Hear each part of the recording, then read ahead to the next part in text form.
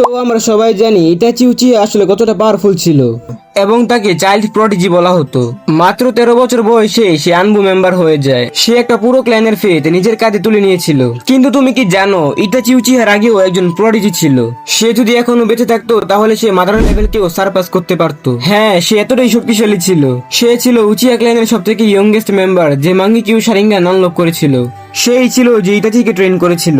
তার ব্যাপারে খুব কম মানুষই কথা বলে। হ্যাঁ, আজ আমরা কথা বলবো হিডেন লিভ ভিলেজের সে লেজেন্ডকে নিয়ে যার মাঙ্গিকিউ শারিঙ্গান এমনকি ইটাচির থেকেও বেশি ডেঞ্জারাস ছিল। আমরা কথা বলছি উচিয়া ক্ল্যানের গর্ব শিসুই উচিয়াকে নিয়ে, যাকে মানুষ শিসুই দ্য বডি ফ্লিকার নামেও চিনে। শিসুই জন্ম নেয় উচিয়া ক্ল্যানে। ছোটবেলা থেকে সে ছিল আলাদা। সে ছিল একদম শান্ত, সবকিছুকে পর্যবেক্ষণ করত। কিন্তু তার ভিতরে ছিল অসাধারণ প্রতিভা। 3rd গ্রেড নিনজা ওয়ারের সময় সে একাডেমি থেকে গ্রাজুয়েট করে। অল্প বয়সেই তাকে ব্যাটেলফিল্ডে নামতে হয়। যুদ্ধ মানুষের ভিতরে অনেক কিছু বদলে দেয়। শিসুইয়ের ক্ষেত্রেও তাই হয়েছিল।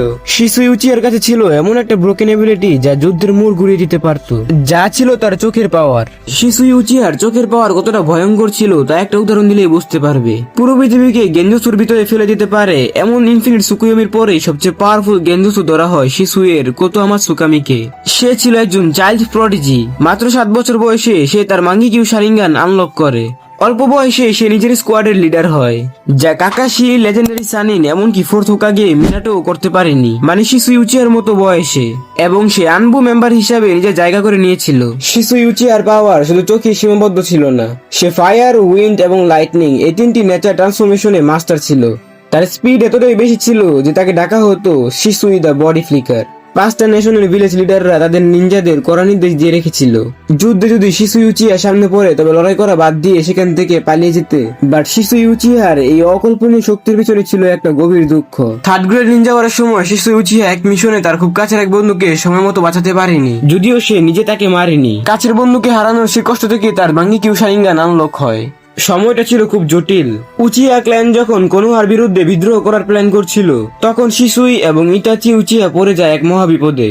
শিসুই 3rd হোকাগের সাথে মিলে একটা মাস্টার প্ল্যান করে। সে চেয়েছিল তার কোতোয়ামা সুকামি ব্যবহার করে উচিয়া লিডার ফুগাকুর মন বদলে দিতে। কিন্তু কোতোয়ামা সুকামি আসলে কি, যদি সহজভাবে বুঝাই, এটা ছিল শিসুই উচিহার মাঙ্গিকিউ শারিঙ্গানের আলটিমেট অ্যাবিলিটি। এটা সাধারণত কোনো গেনজুৎসু না, এটা কোনো টর্চার টেকনিকও না। এটা ছিল উইল রিরাইটিং, অর্থাৎ মানুষের ইচ্ছা শক্তিকে পুনরায় লেখার পাওয়ার। এই গেনজুৎসু টার্গেটের মাইন্ডে এমন ভাবে চিন্তা বসিয়ে দেয় যেন সে বিশ্বাস করে এটা তারই ডিসিশন।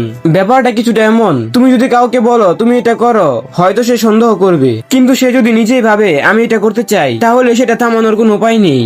এই ম্যানিপুলেশন কোতোয়ামা সুকামিকে নারুটো ওয়ার্ল্ডের সব থেকে ডেঞ্জারাস মাইন্ড কন্ট্রোল টেকনিক বানিয়ে দেয়। এখন প্রশ্ন হলো, এটা এত পাওয়ারফুল হলেও শিশু এটা বারবার ব্যবহার করেনি কেন? কারণ এর ছিল একটা বিশাল ড্রব্যাক। একবার ব্যবহার করলে একই চোখ আবার অ্যাক্টিভেট করতে 10 বছর সময় লাগে।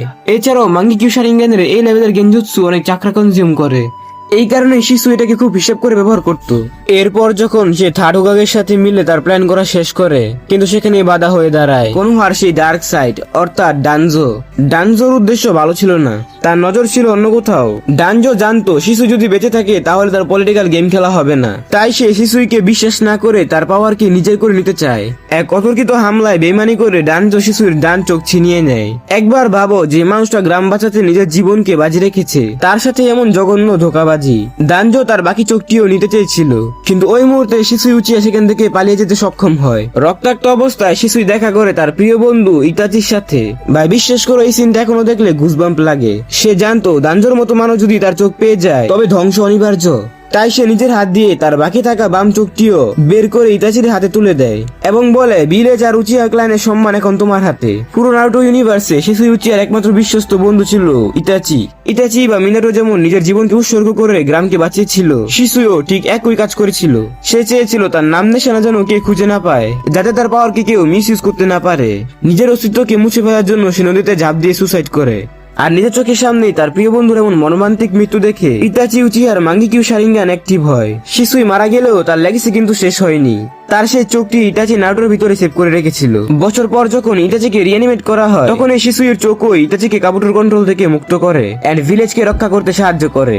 এখন প্রশ্ন হলো ইটাচি কেন শিশুয়ের প্ল্যান ফলো করলো না? তো দেখো, সে চেয়েছিল ফুগাকু উচিয়াকে তার কোতোমাৎসুকামির গেনজুৎসুতে ফেলে সাইলেন্ট হিলে ফাইটটাকে থামাতে, কিন্তু সে এটা করার আগেই ডানজো তার রুট স্কোয়াড নিয়ে তার উপর অ্যাটাক করে দেয় এবং তার একটা চোখ চুরি করে নেয়। কিন্তু এখানে একটা প্রশ্ন আসে, সে এত শক্তিশালী হওয়া সত্ত্বেও কিভাবে হেরে গেল?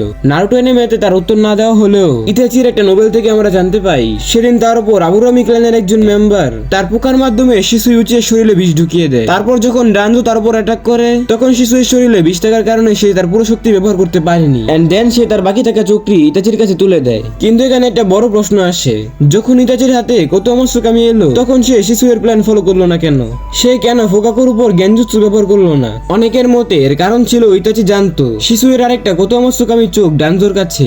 অর্থাৎ এর মানে হচ্ছে যদি ইতাচি ফুগাকুর উপর গেনজুৎসু ব্যবহার করতো এবং এই যুদ্ধকে থামিয়ে দিত তাহলে ডানজো নিজের কাছে থাকা কোতোমাৎসুকামি ব্যবহার করে ইতাচির গেনজুৎসু ওভাররাইড করে দিত। আর এখানে আসে সবচেয়ে বড় অ্যাডভান্টেজ, ইতাচি তার কোতোমাৎসুকামি 10 বছর একবার ব্যবহার করতে পারত, কিন্তু ডানজো হাশিরামা সেল থাকার কারণে সে নিজের কোতোমাৎসুকামি প্রায় প্রতিদিন ব্যবহার করতে পারত। মানে এখানে ডানজোর হাতে ছিল ম্যাসিভ অ্যাডভান্টেজ। তবে যদি ঠান্ডা মাথায় ভাবো, ইতাচির কাছে দুইটা অপশন ছিল। প্রথম অপশন, যেটা প্রায় সবাই চাইতো, সে সরাসরি ডানজোকে শেষ করে দিতে পারত। দ্বিতীয় অপশন, সে ফুগাকুকে সরিয়ে তার মাঙ্গিকিউ শারিঙ্গেন নিজের হাতে নিতে পারত। কিন্তু সে কোনোটাই বেছে নেয়নি, কারণ সে ব্যাটেল জিততে চায়নি। সে চেয়েছিল সিস্টেমে একটা ব্যালেন্স তৈরি করতে। শিশুয়ের প্ল্যান ছিল মাইন্ড দিয়ে ওয়ার থামাতে, আর ইতাচির প্ল্যান ছিল স্যাক্রিফাইস করে ফিউচার বাঁচাতে।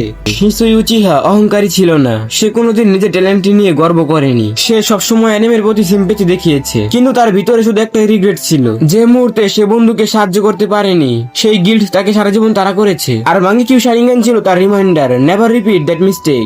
ইতাচি নিজেই বিশ্বাস করতো যদি শিশুই বেঁচে থাকতো তাহলে উচিয়া ক্ল্যানের ডাউনফল হয়তো অন্যরকম হতো। শিশুই উচিয়ার মৃত্যুই ছিল যাই পথে ইতাচিকে হাঁটতে বাধ্য করেছে। শিশুই উচিহা হয়তো স্ক্রিন টাইম খুব কম পেয়েছে, কিন্তু নারুটো সিরিজে তার ইম্প্যাক্ট অনেক বেশি। ইতাচির সিদ্ধান্ত, নারুটোর ফিউচার আর পুরো শিনোবি ওয়ার্ল্ডের ব্যালেন্স রক্ষায় শিশুই উচিহার হাত ছিল, যে সবার সামনে না এসে অন্ধকার থেকে সবাইকে প্রোটেক্ট করে গেছে। তুমি কি মনে করো শিশুই উচিহা কি একজন ভুল বোঝা জিনিয়াস, নাকি নারুটো ওয়ার্ল্ডের সবথেকে ট্র্যাজিক হিরো?